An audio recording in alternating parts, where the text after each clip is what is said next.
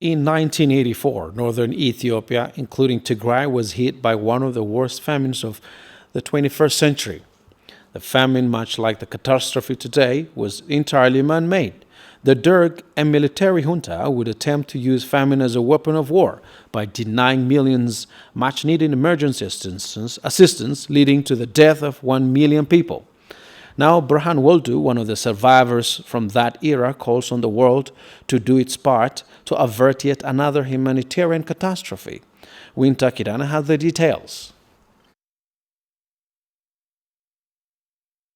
The famine and hunger crisis in the 1980s was one of the worst humanitarian events of the 20th century, prompting a global response to bring in food assistance. According to United Nations, Ethiopia's food shortage and hunger crisis from 1983 to 1985 led to an estimated 1 million famine deaths. Millions more were displaced and left destitute without resources to rebuild their lives. At 3 years old, Tigray Burhan Waldu, who was originally found in 1984 by a CBC documentary crew led by Brian Stewart and Tony Berman, is one of the many victims of the famine. Her family walked from their village in Kuiha to Maqala in hopes of finding food and relief. The harsh journey proved too much for many. Her sister Asmara died during the trip. She and her mother both became very ill. She describes her story as follows. My name is Burhan Waldu. I was born in Lemlem, in Derta district. The 1984 famine was a natural disaster. Many children were victims of the famine. I was 3 years old when the famine hit Tigray. My dad carried me from a countryside to a town for a medical treatment. When I see the recorded videos and my dad tells me the story, I feel very sad. My dad had already given up on me and started to prepare his shovel so he can bury me. He brought me to the town in the hopes I would get treatment for malnutrition, but there was no help and he had no choice but to bury me like he did with my sister and other family members.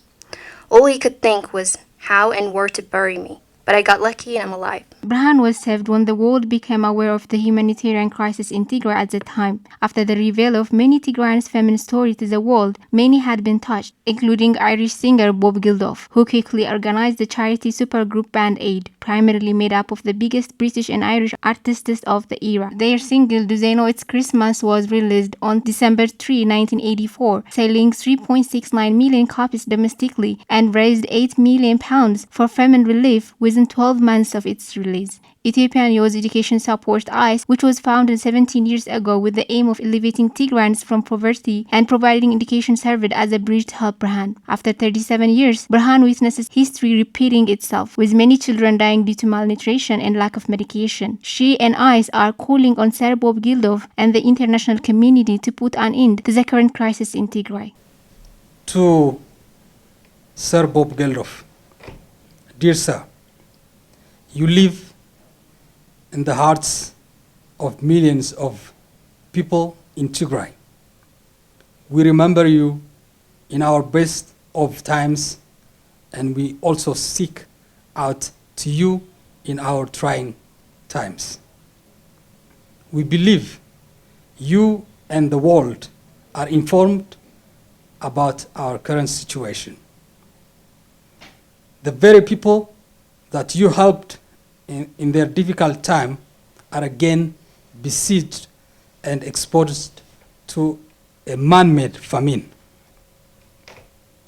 The whole population in Tigray, especially children, are suffering from lack of food and medication.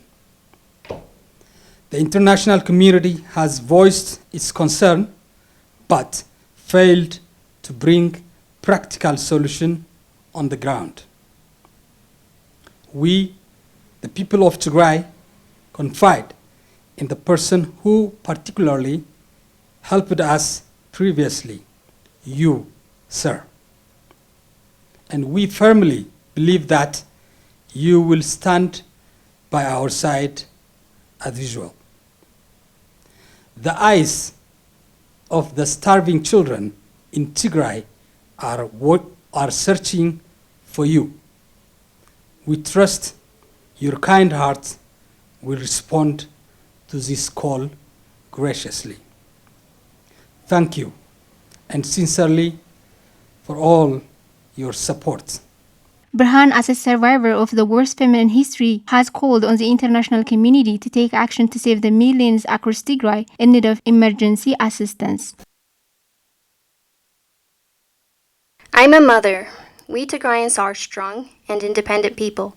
We had built a safe and constructive environment for ourselves. But now, we've been hit by man-made famine worse than had occurred in 1984. I know how horrible that famine was because I'm a survivor. I used to cry when seeing pictures from that time. But the current crisis is worse because we're in a situation where a mother can't do anything to provide her son food. There's no medication. The international community has issued multiple statements, but there's no change. Tigray is in a dangerous situation. We're burying more than 2 bodies every day. I ask that the world start a movement similar to that of the one in 1984s to save the lives of many in Tigray. Help us now, while we can still be helped. Especially to my father, Sir Bob Geldof, I want to say how grateful I and many are for your contribution to save the lives of many children, including me during the 1984's famine. I used to lead a good life thanks to you, but now I'm in a situation where I can't provide food to my family, and so are many other people in Tigray. Please gather your friends and other aid workers to help us. We're knocking on the door of death due to lack of food and medication. Please help us. According to the United Nations, there are currently over 5.2 million people in Tigray in need of emergency food assistance, while close to 500,000 are living in famine-like conditions as medical supplies and other essentials are depleted due to a 6 months-long siege on the region.